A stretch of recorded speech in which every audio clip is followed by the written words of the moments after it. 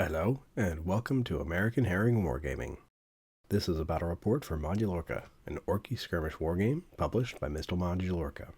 To start things off, my opponent and I drew random cards for our battlefield, missions, and battlefield condition. Since we've been playing over our lunch break, we've been keeping it to 30-point games. And thus, we only pick from the battlefield cards which feature 30-point forces. For this game, we got the Donut, which was nice because I had just finished 3D printing a new piece of terrain that acted nicely as that center impassable section. For our primary mission, we drew Kidnappin', which adds a heroic NPC to the board. Instead of the usual 4 turns, this mission is a 6-turn tug-of-war wherein we have to clobber the NPC over the head to bring him over to our side, and then get them back into our deployment zone. I don't have too many of the unique characters from Mr. Modulorka, but I wasn't going to bring the Captain to this game, so it seemed like he'd make a decent proxy for Colonel Druk, de Commanda. So, de Captain was getting a battlefield promotion for this game. Getting de Commanda to our deployment zone was worth 8 victory points if he was there at the end of the game. Our secondary mission was Kill the Overboss. It's fairly straightforward, and as a secondary mission it meant that killing an overboss was worth 3 victory points. Then we went to draw our battlefield condition. Since my opponent and I have agreed that the game is more fun with all the wackier options enabled, we removed all of the all clear, no battlefield conditions apply to this game cards, and left only the ones that do interesting things. We drew Mysterious Stranger, which added another unique character to the board. Already running a little low on unique characters, we agreed to use my Xmas boss from Daka store as a proxy for Snozwat Grotwaza, the Gobmaster. As our Mysterious Stranger, either player can spend a victory point once per turn to get 2 actions out of the stranger. Definitely one of the more interesting twists we'd seen so far.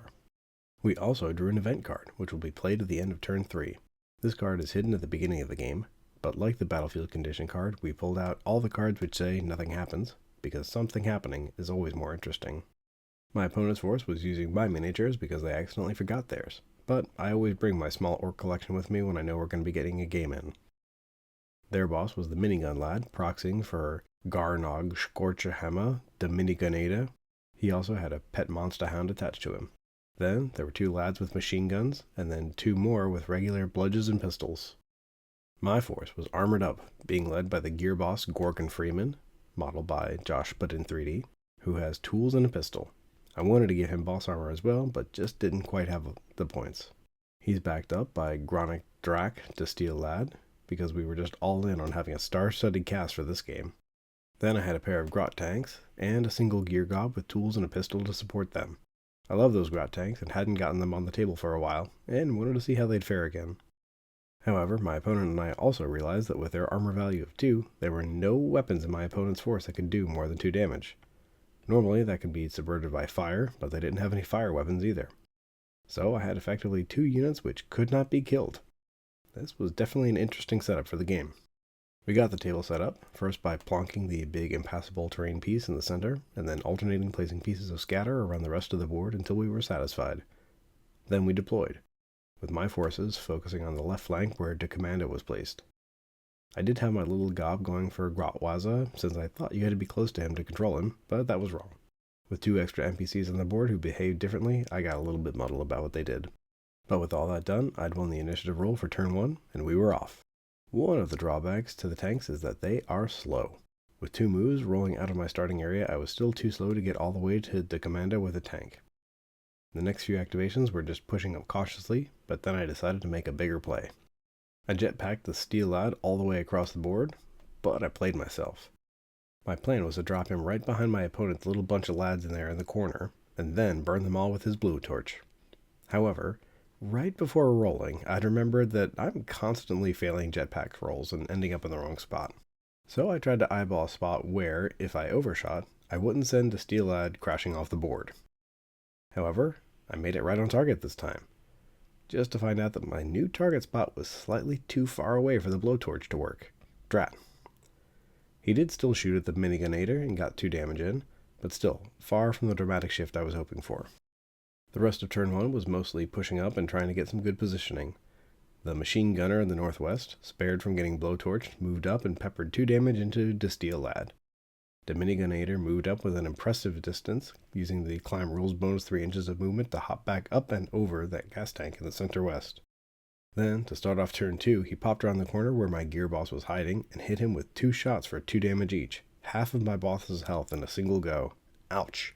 To make matters worse, the Steel Lad's armor kept him standing after 2 more hits from the machine gunner snuck 2 more damage through.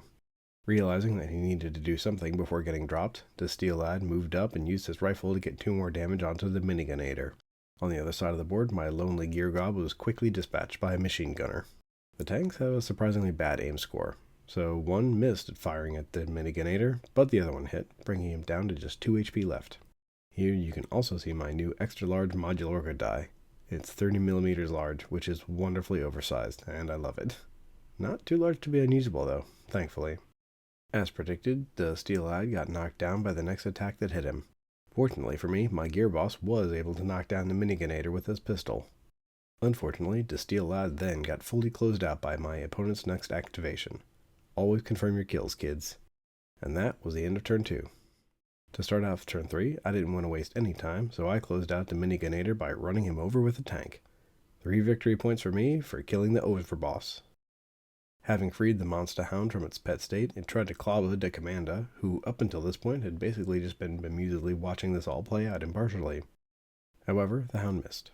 The green tank had also managed to hit the one lad far away through cover, but the red tank failed its shot even when it was clear. Good job, lads.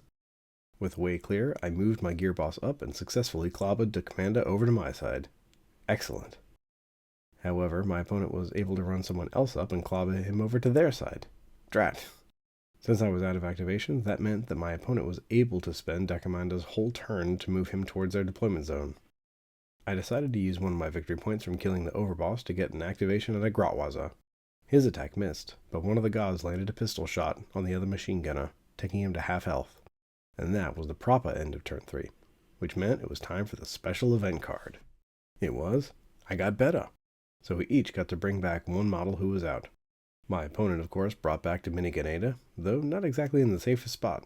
That wasn't by choice, though. You have to set them up as close as to where they were when they were downed as possible. You gotta believe him when he says, "I'll be back."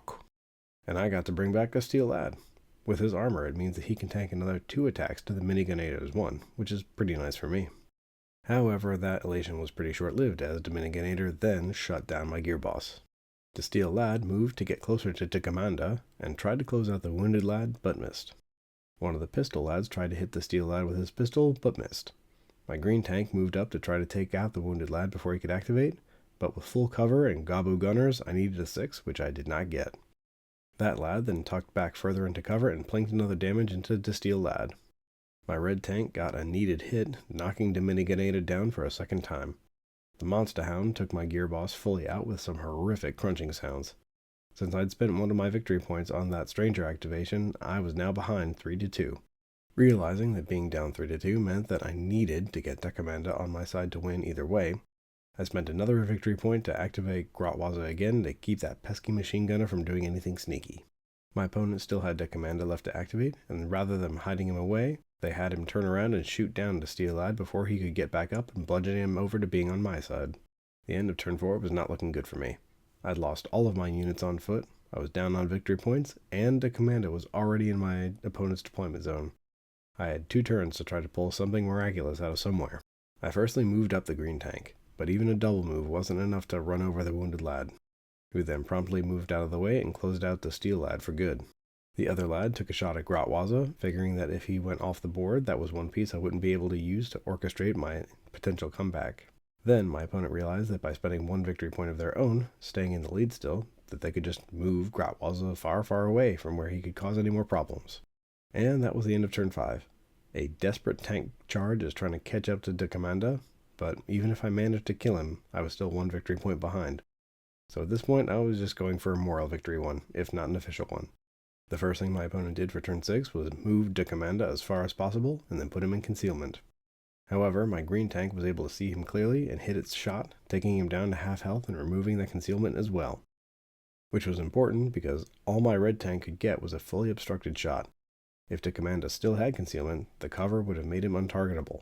However, despite being able to barely get into range, with the concealment, my red tank needed a 6 to hit the Decamanda, but only got a 5, so he got to live. And with that, at the end of turn 6, my opponent scored the 8 additional victory points for a successful kidnapping of Deffmatch, bringing the total to 10 VP for them to my single 1. Regardless of the result, this was actually a really fun match. I think we're definitely going to be sticking with the setup of always having a battlefield condition and random event in place. I had really expected that having 2 invincible tanks on my side would have made this game a cakewalk for me, but I had forgotten that as Grot tanks, they were slow, unwieldy, and terrible shots, and being impossible to damage them just meant that they never got targeted, so my squishier units got to bear the brunt of all those other attacks. It was actually really nice to see that this situation, which seemed kind of fairly unbalanced, didn't actually result in a negative play experience. One other thing to mention, the 6-turn game took us over our normal 1-hour playtime. It was closer to an hour and a half, counting setup and teardown. So if you want to get a game of Modulorka in over a 1-hour lunch break, keep it to 30 points, but also keep it to 4 turns. That's it for now, and don't forget, we's the best.